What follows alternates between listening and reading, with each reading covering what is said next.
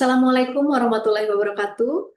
Puji syukur kita panjatkan kehadirat Allah Subhanahu wa Ta'ala, karena atas rahmatnya lah kita semua dapat berkumpul pada kegiatan hari ini. Selamat siang kepada Sobat Otak dimanapun Anda berada. Saya ucapkan selamat datang di acara talk show Trigeminal Neuralgia pada hari ini 24 Oktober 2025. Kegiatan ini merupakan edukasi dalam rangka Hari Lansia Sedunia dan Hari Kesadaran Trigeminal Neuralgia yang diselenggarakan oleh instalasi PKRS Rumah Sakit Pusat Otak Nasional Jakarta. Perkenalkan, saya Nars Isma sebagai moderator yang akan memandu jalannya kegiatan ini 1,5 jam ke depan. Tidak lupa kami ucapkan terima kasih kepada Dr. Adino Hasanah, spesialis saraf Mars, selaku Direktur Utama Rumah Sakit Pusat Otak Nasional, jajaran direksi, tim yang bertugas, serta seluruh peserta edukasi yang telah mendukung berjalannya kegiatan pada pagi hari ini. Sobat Otak sekalian, sesuai dengan tema edukasi pada hari ini, yaitu trigeminal neuralgia. Mungkin Sobat Otak di rumah sudah tidak asing dengan trigeminal neuralgia. Atau mungkin ada yang belum pernah mendengar tentang penyakit ini. Maka dari itu, mari sama-sama kita mendengarkan edukasi dari narasumber kita yang telah hadir. Yang pertama, boleh saya sapa Dr. Mustaqim Prasetya, spesialis bedah saraf, subspesialis neurofungsional konsultan. Selamat pagi, dokter. Sehat, dok? Baik, alhamdulillah. Yang kedua adalah Dr. Aldino Friansyah, spesialis saraf. Selamat pagi, dokter. Baik, dokter Tio dan dokter Istri. Langsung saja ya kita bicara tentang trigeminal neuralgia. Seperti yang tadi saya sudah sampaikan, mungkin banyak yang sudah sering mendengar dokter tentang trigeminal neuralgia. Tapi ada juga yang mungkin yang belum paham atau belum pernah sama sekali mendengar. Boleh saya ke dokter Tio dulu, dokter? Ya, siap. Sebenarnya apa sih, dok, penyakit trigeminal neuralgia itu dan apa gejala yang paling khas dari penyakit ini? Ya. Jadi penyakit trigeminal neuralgia ini, Mbak Isma dan juga Sobat Otak semua, adalah suatu bentuk nyeri wajah. Nyeri wajah di satu sisi, ya, bisa di dagu, bisa di pipi, bisa di dahi, atau bisa kombinasi dari daerah tersebut. Nyeri wajah ini ada dua sebenarnya. Nyeri wajah yang disebabkan oleh kelainan jaringan atau nyeri wajah somatik, ada juga nyeri wajah neuropatik. Jadi nyeri wajah yang disebabkan oleh kelainan saraf. Nah, trigeminal neuralgia ini adalah suatu nyeri wajah yang disebabkan oleh kelainan saraf. Nyerinya luar biasa sekali. Kalau konon dikatakan adalah nyeri, salah satu nyeri yang paling menyiksa yang bisa dialami oleh manusia. Nah, itu gejalanya muncul nyeri di daerah yang saya sebutkan tadi oleh hal-hal yang harusnya tidak menyebabkan nyeri, hal-hal yang biasa dilakukan oleh manusia. Seperti bicara, minum, mengunyah, cuci muka, bahkan kena angin, kena dingin, atau ada helai rambut yang menyentuh, itu sakitnya luar biasa. Ya, jadi kita bisa bayangkan orang hidup dengan nyeri yang sifatnya berkepanjangan, bertahun-tahun, sungguh derita sekali pastinya. Baik. Gak nyaman ya, dok, ya? Iya, nggak nyaman. Dan seringnya mereka dianggap sehat saja atau lebay. Kenapa? Karena mereka kelihatan dari luar itu seperti orang sehat. Karena nyeri itu kan tidak bisa terdeteksi kecuali dari keluhan dari penderitanya. Dokter, ini menarik ya, dok, ya. Nyeri wajah. Untuk masyarakat awam, nyeri wajah itu kan mungkin luas, dok. Bagaimana cara kita membedakan mana nyeri wajah trigeminal neuralgia, mana nyeri wajah yang mungkin sakit gigi, atau mungkin sinusitis, seperti itu, dok? Ya, jadi memang kalau kita bicara nyeri wajah seperti yang disebutkan penyebabnya tadi, atau jenis pembagiannya ada nyeri wajah somatis, itu meliputi sakit gigi, meliputi sinusitis, atau meliputi gangguan sendi rahang, ya. Ada nyeri yang neuropatik. Nah, nyeri neuropatik itu saya bilang trigeminal neuralgia itu definisinya jelas, nyeri di salah satu daerah cabang trigeminal, dagu, pipi, dahi atau dikombinasi yang muncul oleh hal-hal yang tidak menyebabkan sakit seharusnya. Itu yang klasik, walaupun memang kondisinya ada yang tidak klasik. Nah, kalau itu sakit gigi, sakit sinusitis, memang biasanya juga ada data-data tambahan, memang ada masalah di gigi dan gusi, atau juga masalah, contohnya dia sering alergi, sering bersin-bersin, sering flu yang menjadi latar belakang atau pencetus terjadinya sinusitis. Nah, ketika kemudian pasien mengalami gejala-gejala yang curiga trigeminal neuralgia, maka tentunya harus konfirmasi sama ke dokter spesialis saraf. Kenapa? Karena dokter spesialis saraf juga harus memeriksa dan menapis apa saja kemungkinannya. Nah, salah satu hal yang penting juga diketahui bahwa trigeminal neuralgia ini tidak pernah melewati belakang telinga nyerinya. Jadi dia benar-benar stick di daerah di wajah. Mungkin salah satu khasnya gitu ya. Baik-baik, menarik Sobat Otak ya. Kita jadi paham bahwa nyeri di wajah nggak serta-merta hanya sakit gigi atau sinusitis ya dok ya. Tapi ada penyakit namanya trigeminal neuralgia. Saya boleh ke dokter Aldi dong. Seberapa banyak atau seberapa sering kasus trigeminal neuralgia ini diderita oleh lansia, dok? Karena mengingat ini sepertinya tadi dari penyebab yang dokter Tio sampaikan bisa kejadian di segala usia, betul ya dok? Mana seberapa banyak untuk kasus di lansianya dok? Cukup seringkah atau? Oke, terima kasih atas pertanyaannya. Iya, untuk trigeminal neuralgia ini, satu, dia lebih banyak sedikit lebih banyak di wanita, kurang lebih 1:1,5 untuk perbandingannya. Dan memang khasnya itu usia puncaknya memang pada lansia justru sekitar usia 50-60 tahun. Ini memang kalau dibilang apakah banyak, pertama memang lebih banyak pada usia justru. Jadi malah tentunya banyak faktor-faktor yang mempengaruhi juga ya kan. Usia. Berarti memang banyak kejadiannya di usia lanjut ya dok ya, terutama di wanita. Yang gejalanya apakah sama dok yang biasa dikeluhkan oleh lansia dengan trigeminal neuralgia atau dengan usia lain dok? Ada kekhasan nggak atau cenderung sama dok gejala yang disampaikan pasien? Kalau menurut datanya sih sama ya. Trigeminal neuralgia itu tidak dibedakan berdasarkan usia gejala.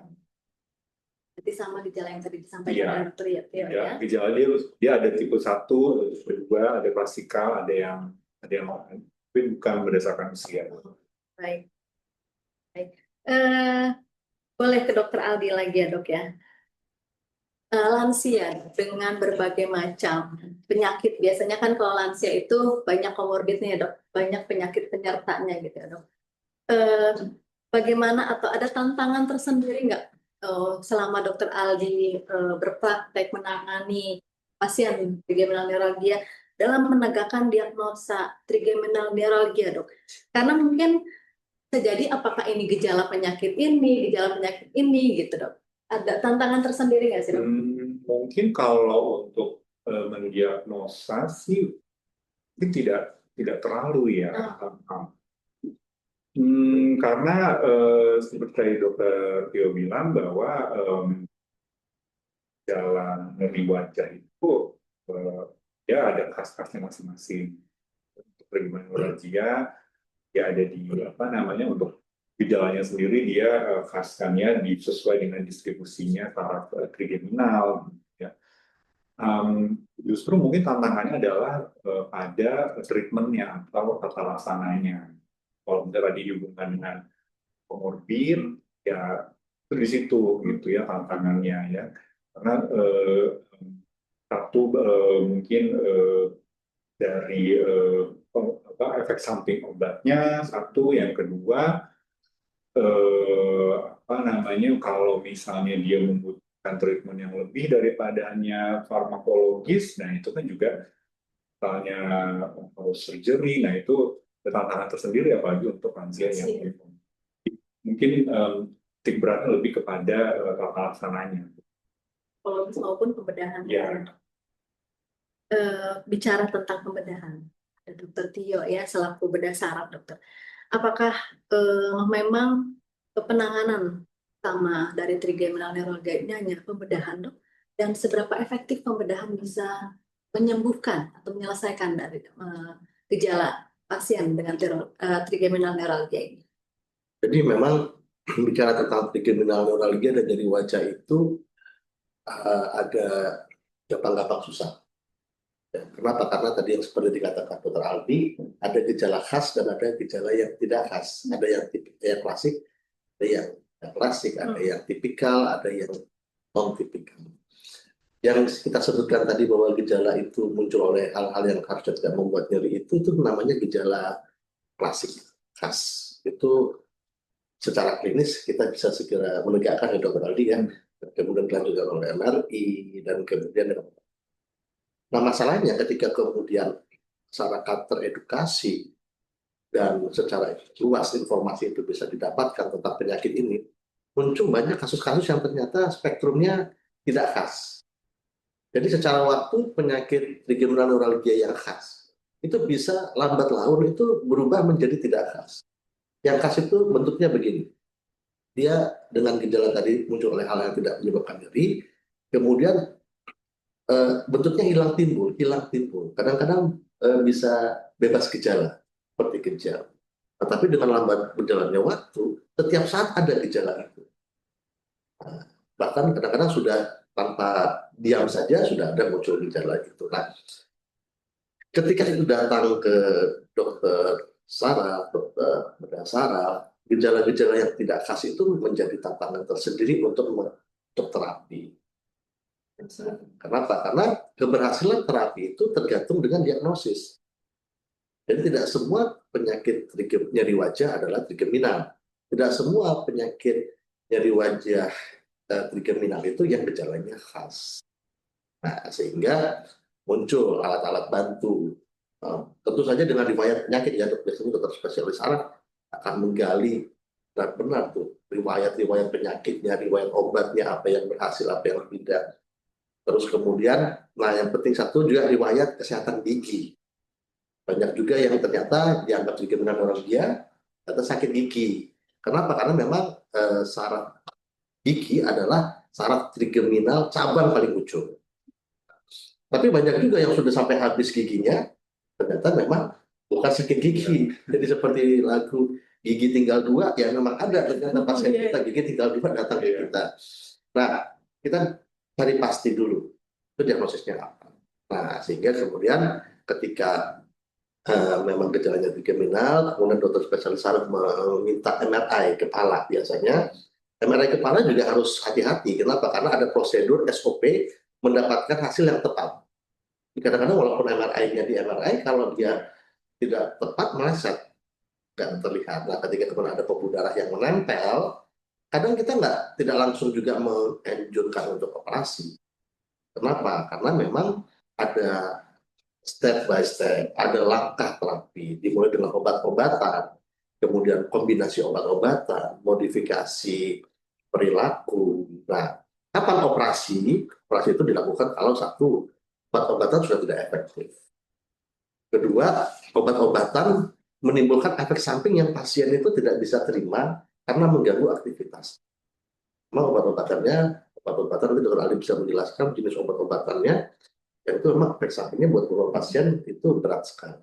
Nah, terakhir, karena penggunaan jangka panjang, pasien udah bosan mungkin minum obat, dan mereka juga bisa memilih tindakan. Nah, untuk mereka yang di MR klinisnya jelas, MRI-nya menunjukkan ada tekanan pembuluh darah, maka kita tawarkan operasi.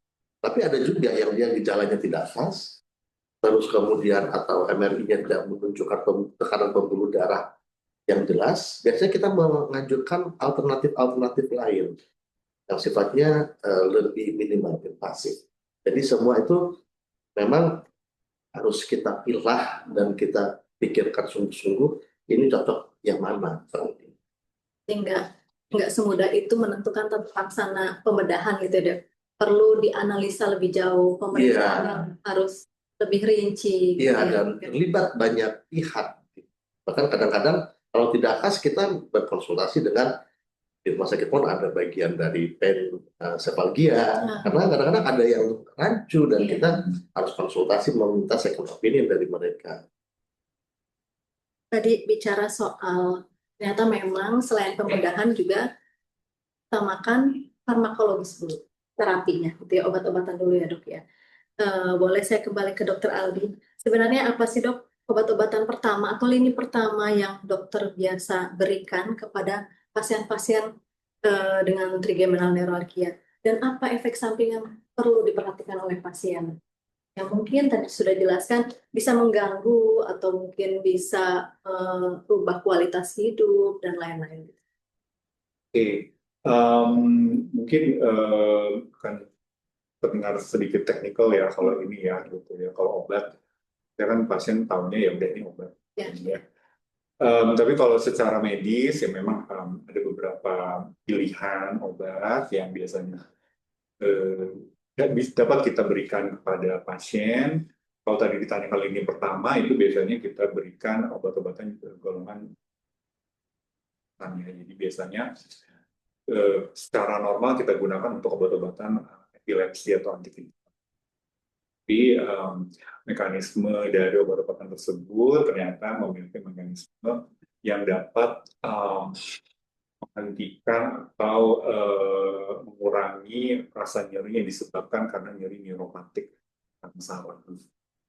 Ya, biasanya sering dipakai itu golongannya ada kita sebutkan golongan carbamazepine, carbamazepine. Itu biasa paling sering dipakai untuk lini pertamanya. Itu saat ini ya.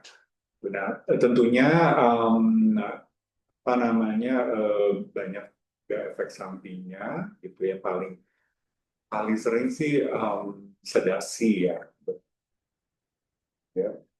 pada orang-orang yang mungkin sensitif.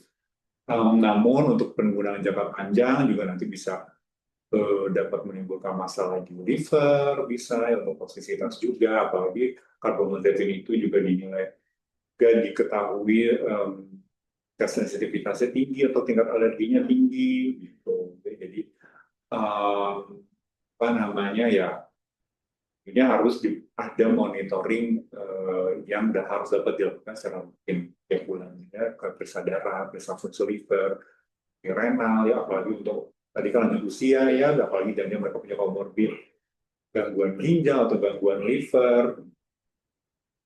Cuman secara umum sih kalau kita bisa menangani hal-hal tersebut, harusnya carbamazepine itu menjadi obat-obat. Carbamazepine dan oxcarbazepine itu obat yang cukup efektif untuk sebagai lini pertama digunakan pada pasien-pasien trigeminal. Tadi dokter sudah menjelaskan terapi atau obat-obatannya dok. Untuk lansia sebenarnya untuk sobat otak juga mungkin ada keluarganya, orang tuanya yang penderita trigeminal neuralgia. Sebenarnya di rumah dok, apa sih yang bisa dilakukan atau peran keluarga yang bisa dilakukan untuk mengurangi nyeri trigeminal neuralgia ini selain dari obat-obatan? Ada nggak sih dok? Pertanyaannya agak sulit juga ya. Kalau peran keluarga ya tentunya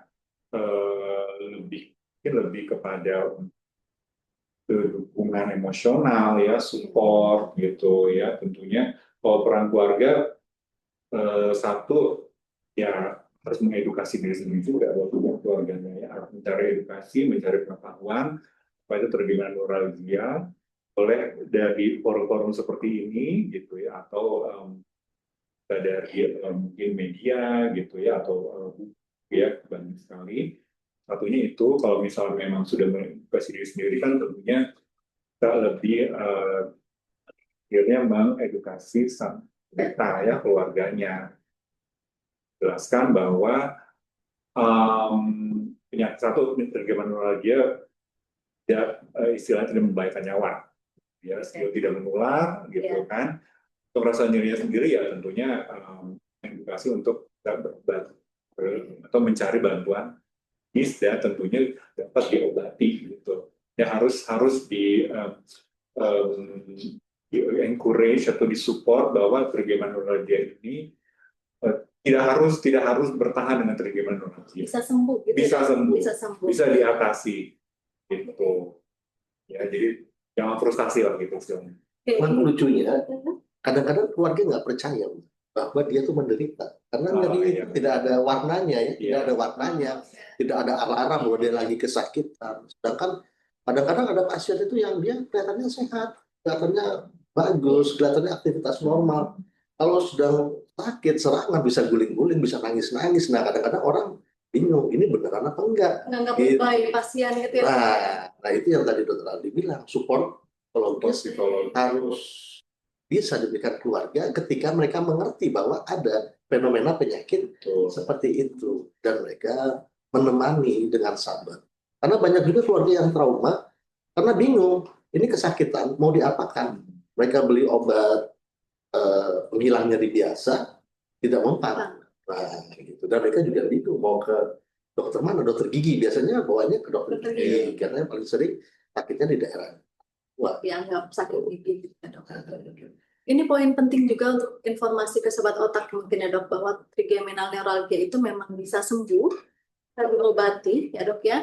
Asal memang kita sebagai keluarga juga menjalankan peran kita dengan baik, motivasi, menemani, mendukung, karena yang tadi Dokter Aldi bilang juga perlu monitoring, berarti harus kontrol tiap bulan, betul ya, Dok ya? Ya sesuai kebutuhan sebenarnya, sesuai kebutuhan. Ke Dokter Tio lagi boleh ya. Sebenarnya Dok, penyakit ini apakah tadi kita sudah bahas bahwa ini bisa sembuh, tapi apakah bisa kambuh lagi, Dok? ya. Jadi kalau lucu-lucuannya gini, kalau orang sehat aja bisa sakit, apalagi orang yang pernah sakit bisa saja. Karena itulah di kita di rumah sakit PON tetap ada standar SOP kontrol berkala. Ya. Dan juga kalau memang kita sudah menganggap bisa dilepas ke fasilitas kesehatan di level bawahnya, biasanya kita memberikan pesan bahwa penyakit ini mungkin saja terjadi, mungkin iya, mungkin tidak, dan kapan mereka harus waspada dan kembali kontrol ke rumah sakit. Kenapa? Karena pada beberapa pasien memang kondisi penyebab anatomi dari penyakitnya itu kompleks. Jadi kita bisa dibilang seperti penyakit lain, nama penyakitnya sama, tapi derajat beratnya itu beda-beda. Ya, orang hipertensi ya, dokter ya, ternyata penyebab hipertensi bisa macam-macam, bisa kompleks. Yang satu bisa dipotong, yang satu bandel. Sama gula darah tinggi, satunya bisa dikontrol dengan baik, satunya susah untuk dikontrol. Trigeminal juga seperti itu.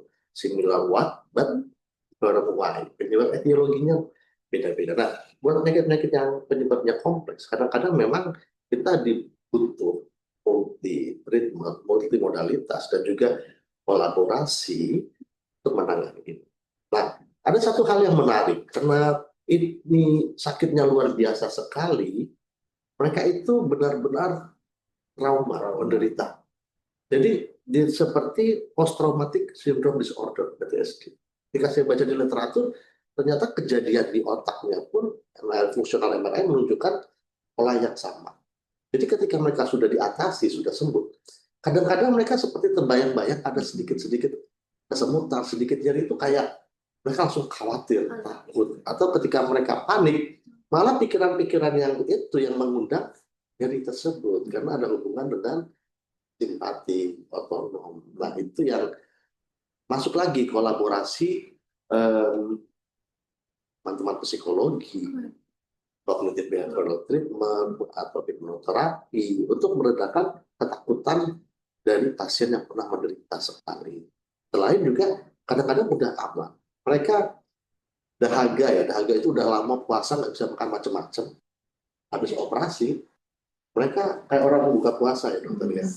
Melampiaskan semuanya. Sedangkan Kita tahu di lidah itu ada rasa, ada saraf pengecapan, tapi ada juga saraf trigeminal untuk memproteksi rasa, untuk kumat juga. Nah itulah makanya kemudian butuh juga gizi klinik untuk edukasi mereka seperti apa yang boleh, apa yang harus dihindari.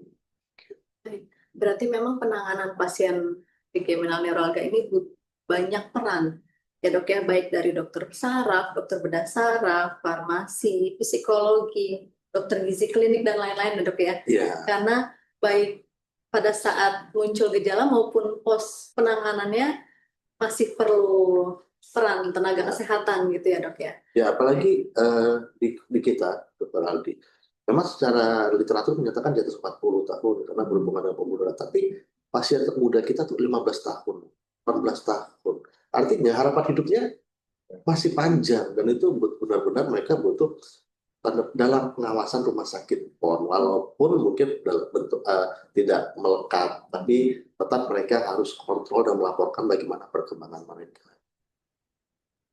Bukan hanya lansia, tapi sekarang sudah bergeser ke usia yang lebih muda. Ya.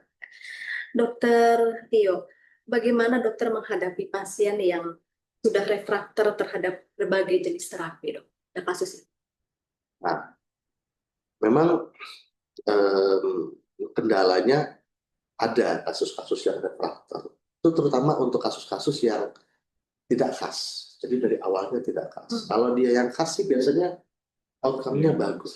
Tapi karena dengan kita edukasi secara bersama, secara berkala, trennya pengetahuan masyarakat, pengetahuan sejawat sama dokter tentang penyakit ini meningkat.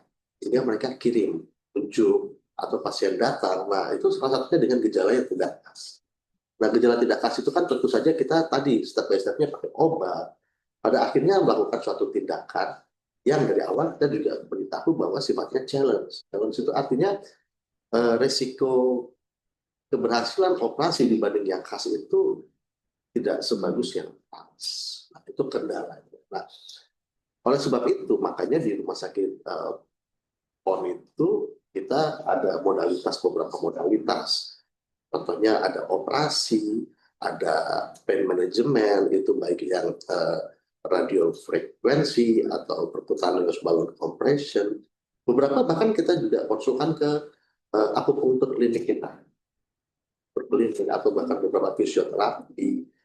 Kita berusaha untuk melakukan kolaborasi. Apa sih hal-hal yang bisa memperbaiki kualitas hidup pasien? Nah, kan psikologi kita, psikolog kita. Nah, sebenarnya seperti itu. Nah, modalitas lain yang mungkin dilakukan itu sebenarnya radioterapi. Standarnya zaman live ya. Mungkin di rumah sakit pun belum ada, tapi kita bisa tunjuk, kita bisa konsultasikan. Atau kalau memang sakitnya benar-benar berat, bisa saja dilakukan tindakan surgical yang lebih lanjut, ekstern, contohnya DBS atau korteks motor stimulasi. Tapi memang kendalanya di Indonesia adalah biayanya. Ya. Nah, itu semua menggunakan teknologi yang tentu ada BMHP, biaya dan alat-alat yang cukup mahal di Indonesia. Tapi memang kita berusaha untuk kolaborasi lintas disiplin ilmu untuk meningkatkan kualitas hidup mereka. Andaikan kemudian memang tetap saja nyerinya susah diatasi, kita biasanya mengencourage secara psikologis untuk berdamai atau coping mekanismenya.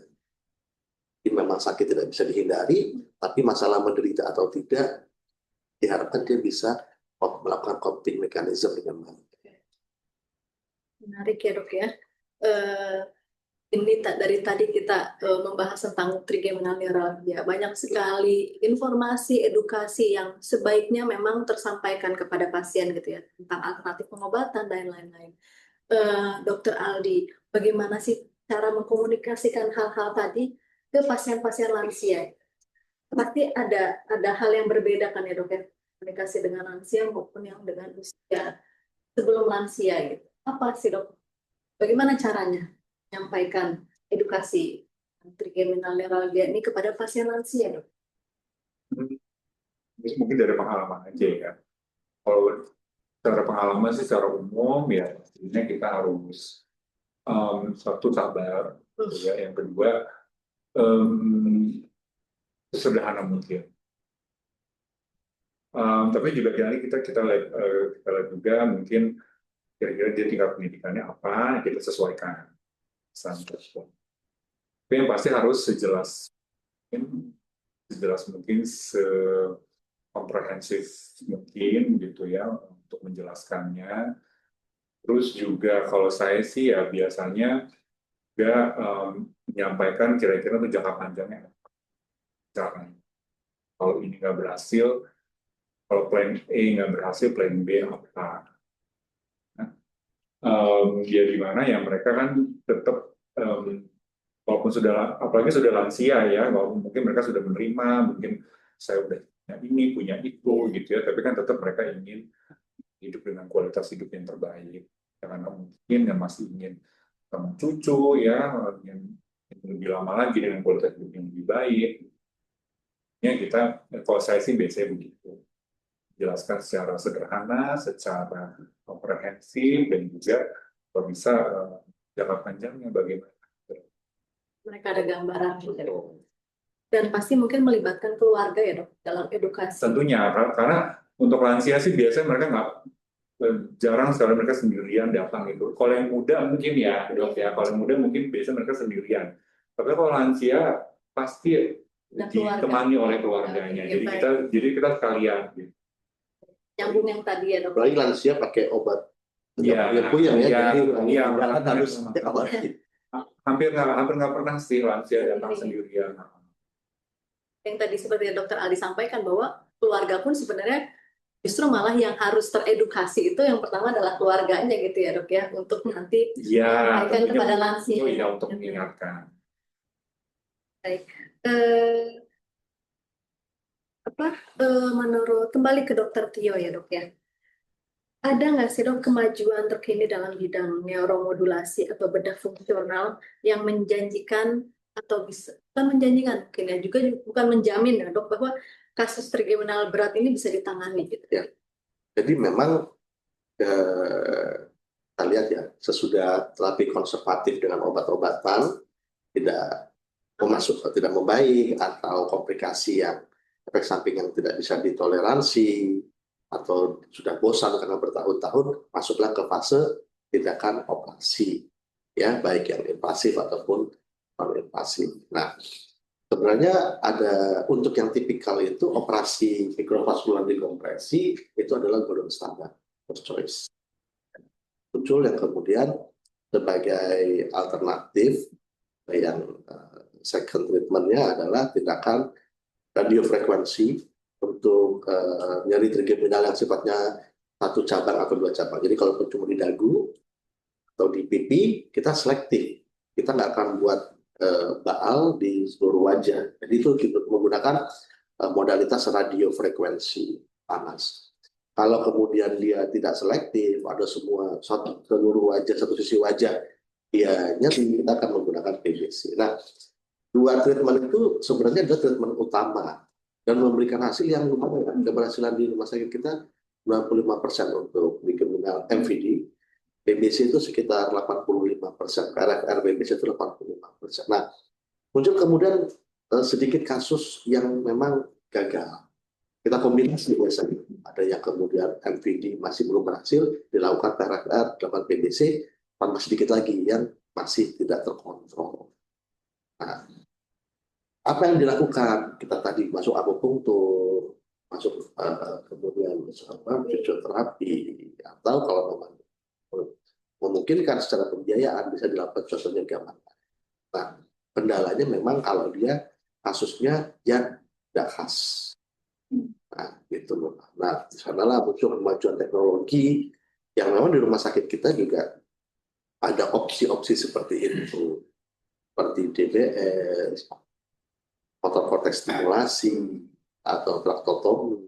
Ya, jadi ada bagian bedah saraf yang untuk mengatasi nyeri, tapi bukan ke penyebabnya, tapi ke bagian persepsinya.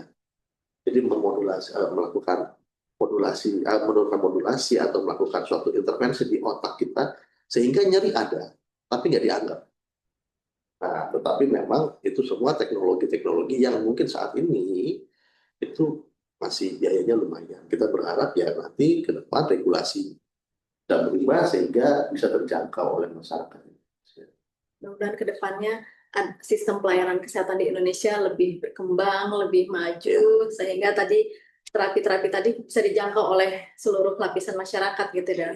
Dan ya, ke depannya kan rumah sakit pun juga akan mengadakan modalitas radioterapi menunjang pelayanan tumor, itu juga bisa menambah modalitas kita untuk terapi trigeminal neuralgia. Jadi bisa dibilang kita akan menjadi salah satu tempat di Indonesia yang juga holistik untuk trigeminal neuralgia dan menjadi contoh tentunya buat standar rumah sakit lain di Indonesia.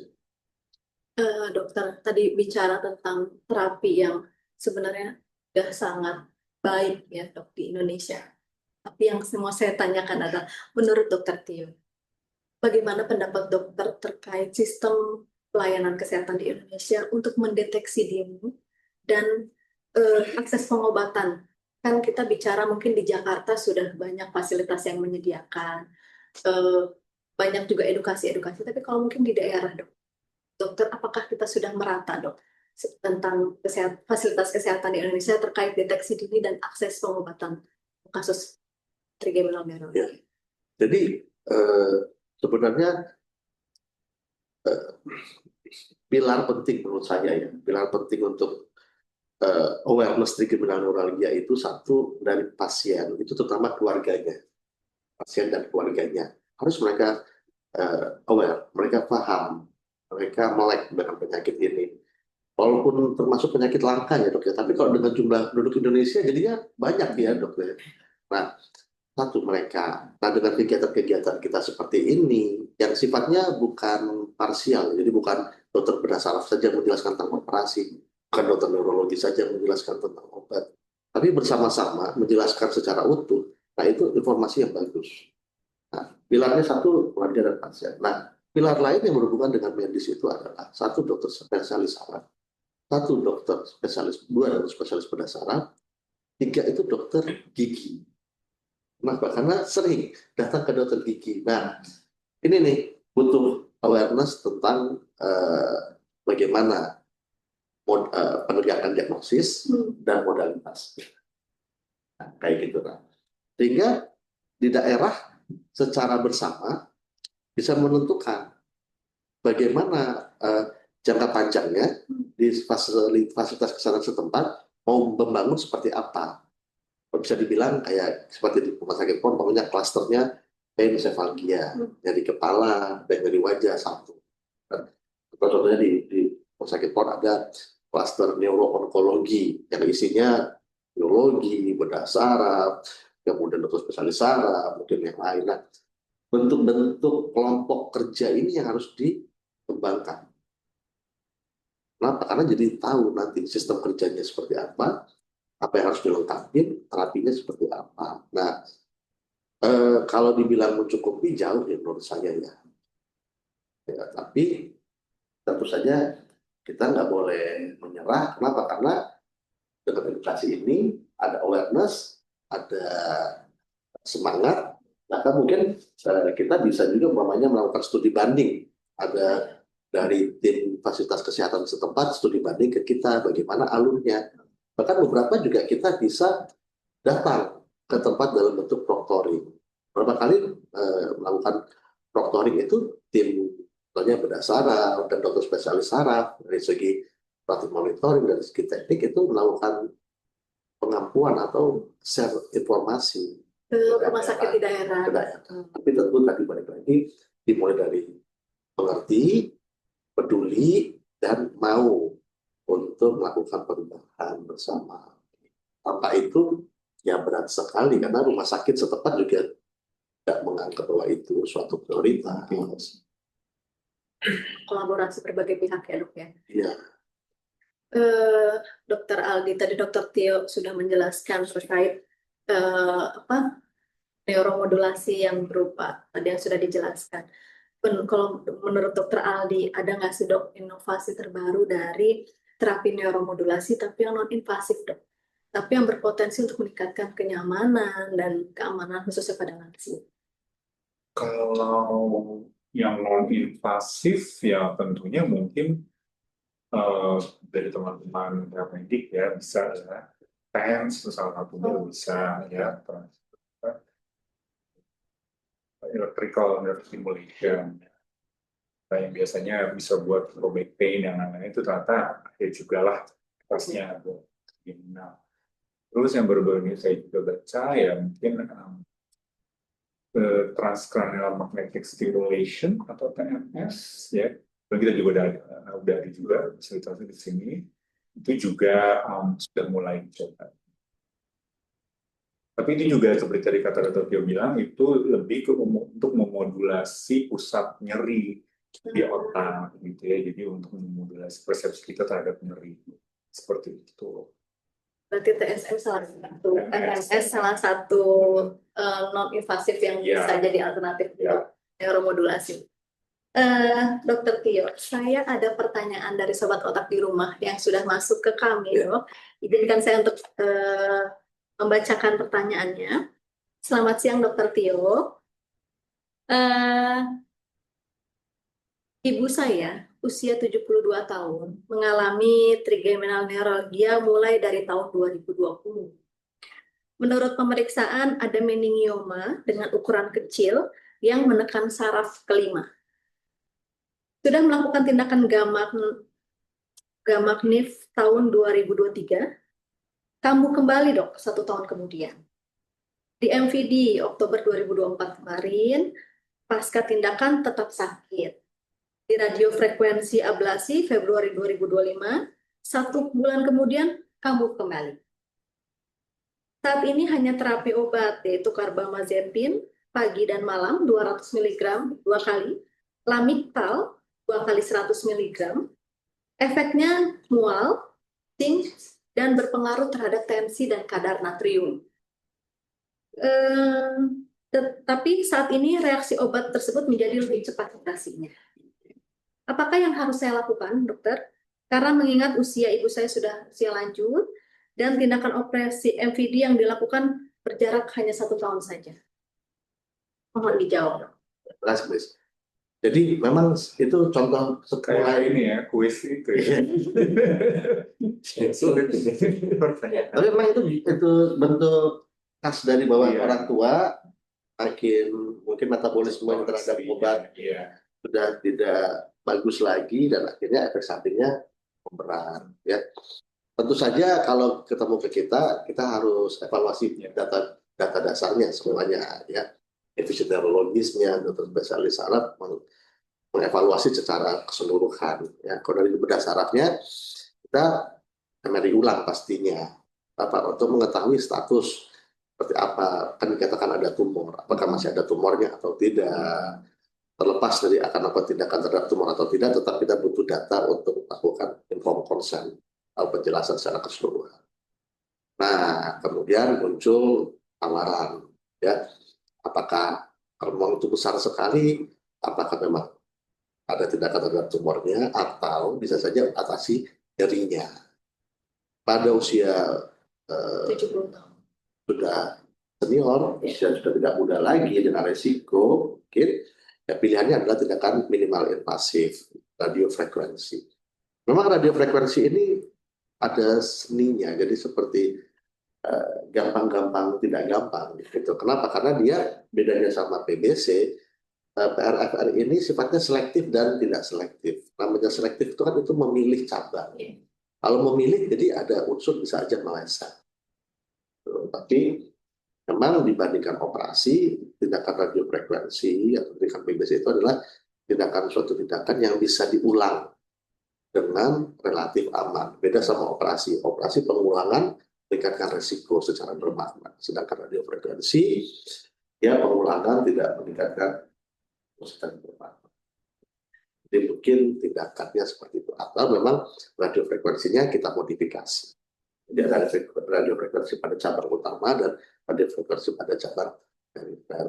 Nah, itu semua tentu butuh bertemu dokter, diperiksa, dilakukan beberapa tes sebagai simulasi. Akan keseluruhan. Terima kasih Dokter Tio. Yang penting jangan putus harapan. Ya. Oh, betul, masih banyak alternatif atau cara untuk Iya. meningkatkan kualitas hidup Ibu Sobat Otak yang tadi mengirimkan pertanyaan. Semoga menjawab pertanyaan Sobat Otak di rumah ya. Dokter, yang terakhir, ini yang saya bertanya ke Dokter Aldi. Apa pesan dokter untuk sesama tenaga kesehatan agar lebih empati, komunikatif, dan kolaboratif dalam mendampingi lansia dengan trigeminal neuralgia untuk tetap hidup yang lebih berkualitas? Tidak pesan dokter. Kalau dari saya sih mungkin satu, kita harus mengerti dulu bahwa ya kayak Dr. Tio bilang, nyeri itu subjektif ya. Nyeri itu subjektif, kita tidak bisa, ada beberapa hal yang bisa kita kasih, cuman secara umum kita tidak bisa lihat. Jadi disitulah ya peran empati di sini. Pasien-pasien kita terutama nyeri dan terutama trigeminal neuralgia yang memang nyerinya dikatakan hebat sekali, itu kita harus punya spesial lah, ya, spesial perlakuan dari kitanya, bahwa kita harus menganggap bahwa itu adalah suatu prioritas pasien. Ya, jadi kita harus anggap bahwa oh ini adalah hal yang walaupun pasien tampak seperti biasa-biasa saja gitu ya, tapi kita harus menganggap pasien itu melihat bahwa kita tuh menempatkan gejalanya dia sebagai top priority, sebagai paling nomor satu, sehingga pasien juga akan merasa bahwa oh ya saya ini berarti tangan yang tepat loh, gitu. Saya merasa diperhatikan, dan itu bisa sangat-sangat bisa menimbulkan suatu respon yang berbeda pasien itu. Lebih ke situnya sih, kayak empati dan prioritaskan gejala pasien terutama untuk nyeri itu sebagai Empati ya dok ya. Jadi walaupun tampak sehat, tapi kalau udah nyeri itu sepertinya ditambah hadapi tenaga kesehatan yang jutek, yang marah-marah, kayaknya makin tidak sangat menyiksa gitu ya. Kadang-kadang bukan jutek sih Pak. Nah, memang kan ini penyakit kronis, Iya. dan kasusnya susah. Bahkan juga istilahnya ujian buat dokternya juga untuk mengerti ini sebenarnya apa masalahnya dan mau diapakan lagi. Ya, jadi sebenarnya dokternya mungkin juga proyeksi bahwa dokternya kebingungan. Nah, ya. gitu. Jadi bukan orang lihat sebagai jutek, padahal sebenarnya dokternya bingung. Lagi bingung. Ini mau diapakan lagi antara galau ya dok ya, mau bantu tapi juga mentok atau bingung. Nah, itu kendala. Sedangkan harapan ada di tangan dokter gitu ya. Kita semua menaruh harapan ke dokter gitu ya. Iya, Dokter Aldi orang kesakitan dok, tolong saya tolong lagi mau dikawal. Bahkan ada dulu di poliklinik, dok kalau nggak dioperasi saya bunuh diri, dia bilang gitu karena kan saking sakitnya suicidal. Ya kita kan nggak bisa mengerti ya. Dokter juga manusia biasa ya dok ya. Jadi mungkin arsitek, tapi memang dilema di lapangan ya membuat kita juga sama-sama bingung. Baik, menarik ya dok ya. Untuk dokter Tio terakhir dokter, apa harapan dokter terhadap masa depan pengobatan trigeminal neuralgia di Indonesia?